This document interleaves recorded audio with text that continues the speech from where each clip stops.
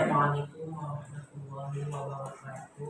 Waalaikumsalam warahmatullahi wabarakatuh. Alhamdulillahirabbil alamin wa bihi nasta'inu ala umuri dunya waddin. Wassalatu wassalamu ala asyrofil anbiya'i wal mursalin sayyidina wa maulana Muhammadin sallallahu alaihi wasallam. Syukur atas kehadiran Allah Subhanahu wa taala yang telah memberikan nikmat iman, Islam, ihsan, dan nikmat sehat serta hikmah untuk kehidupan insyaallah. Sebelum saya masuk pada materi, saya minta izin kepada dosen pengampu saya, yaitu Ibu Dr. Niti Nirmani Nizul Esa, SPDI FKB, yang mana telah memberikan waktu luangnya. Di sini saya akan membahas tentang implementasi Al-Quran menurut Quran Surah Al-Maidah ayat 48 terhadap kualitas etika peserta didik Quran Surah Al-Ahzab ayat 21. Jadi secara bahasa Al-Quran itu diambil dari kata Qara'a yang fokus kata Qur'ana yang berarti sesuatu yang dibaca. Nah, jadi Allah jelaskan pada firman-Nya yaitu Quran Surah Al-Maidah ayat 48 yang berbunyi A'udzu billahi minasyaitonir rajim. Bismillahirrahmanirrahim. Wa anzalna ilaikal kitaba bil haqqi musaddiqan lima baina yadayhi minal kitabi wa muhaiminan 'alaihi fahkum bainahum bima anzalallahu wa la tattabi' ahwa'ahum amma ja'aka minal haqq likulli ja'alna minkum shir'atan wa minhaja walau syaa Allah ja'alakum walau syaa Allah ja'alakum ummatan walakin liyabluwakum fima ataakum fastabiqul khairat ilallahi marji'ukum jami'an fayunabbi'ukum bima kuntum fihi takhtalifun. Yang artinya kami telah menurunkan kitab suci Al-Quran kepadamu Nabi Muhammad dengan membawa kebenaran sebagai pembenar kitab-kitab yang diturunkan sebelumnya dan sebagai penjaganya atau acuan kebenaran terhadapnya. Maka putuskanlah perkara mereka menurut aturan yang diturunkan Allah dan janganlah engkau mengikuti hawa nafsu mereka dengan meninggalkan kebenaran yang telah datang kepadamu. Untuk setiap umat di antara kamu, kami berikan aturan dan jalan yang terang. Seandainya Allah menghendaki, niscaya Dia menjadikanmu satu umat saja. Akan tetapi Allah hendak mengujimu tentang karunia yang telah Dia anugerahkan kepadamu. Maka berlomba-lomba dalam berbuat kebaikan.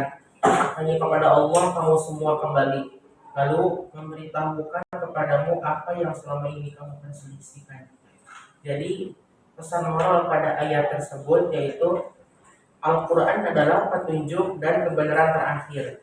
Umat Islam harus menjadikan Al-Quran sebagai pedoman hidup dan dasar dalam mengambil keputusan, bukan hawa nafsu atau pendapat manusia semata.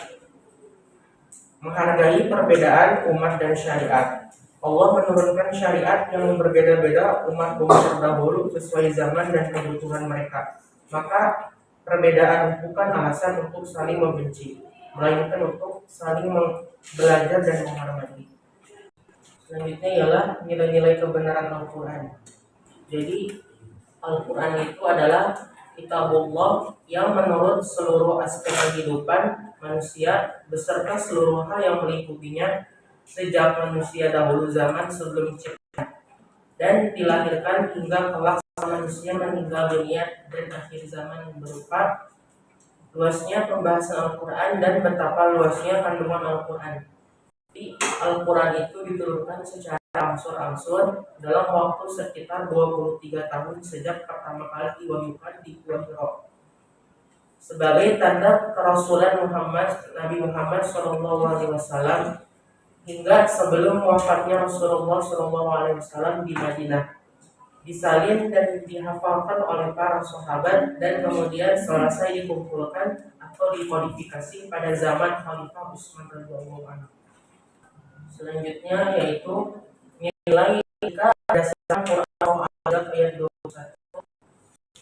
A'udzu billahi minasy syaithanir rajim. Bismillahirrahmanirrahim. لقد كان لكم في رسول الله أسوة حسنة لمن كان يرجو الله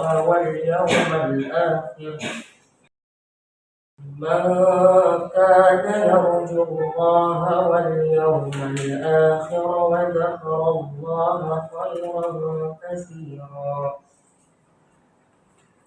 Yang artinya sungguh pada diri Rasulullah benar-benar ada suri tauladan yang baik bagimu, yaitu bagi orang yang mengharap rahmat Allah dan kedatangan hari kiamat serta yang banyak mengingat Allah. Jadi pesan pada ayat tersebut yaitu menjadikan Rasulullah sebagai suri tauladan yang baik dalam segala aspek kehidupan, baik dalam urusan agama maupun duniawi. Kita dianjurkan untuk meniru segala sikap, perbuatan, dan akhlak beliau.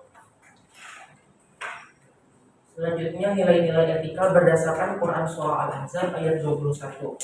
Di sini, jadi Allah menegaskan bahwa Rasulullah SAW adalah uswah hasanah atau teladan bagi umat manusia. Serta didik seharusnya meneladani beliau dalam kejujuran, amanah, tanggung jawab, dan kedisiplinan. Hubungan kebenaran Al-Quran dan terbentuknya etika peserta didik. Jadi kebenaran Al-Quran itu menjadi suatu dasar terbentuknya etika peserta didik. Ketika seseorang memahami nilai-nilai kebenaran Al-Quran, maka perilakunya pun akan mencerminkan akhlak yang baik. Rasulullah SAW adalah contoh nyata bagaimana nilai kebenaran itu diwujudkan dalam kehidupan kita sehari-hari. Al-Quran juga memberikan dasar moral dan Rasulullah menjadi model penerapannya. Jadi solusinya dari poin tersebut, guru harus menjadikan contoh atau role model pada Qurani. Membiasakan siswa untuk ibadah jujur dan menjawab. Kesimpulannya yaitu dapat disimpulkan bahwasannya kebenaran Al-Quran itu dan etika peserta didik saling melengkapi. Keduanya membentuk dasar akhlak Qurani yang kokoh. Guru dan lembaga pendidikan memiliki peran besar dalam menanamkan nilai-nilai Al-Quran melalui keteladanan dan kebiasaan yang berkelanjutan. Mari bersama-sama menjadikan Al-Quran dan Sunnah sebagai pedoman hidup agar lahir generasi yang berilmu, berakhlak, dan berakhlak. Sekiranya cukup sekian dari saya. Wallahu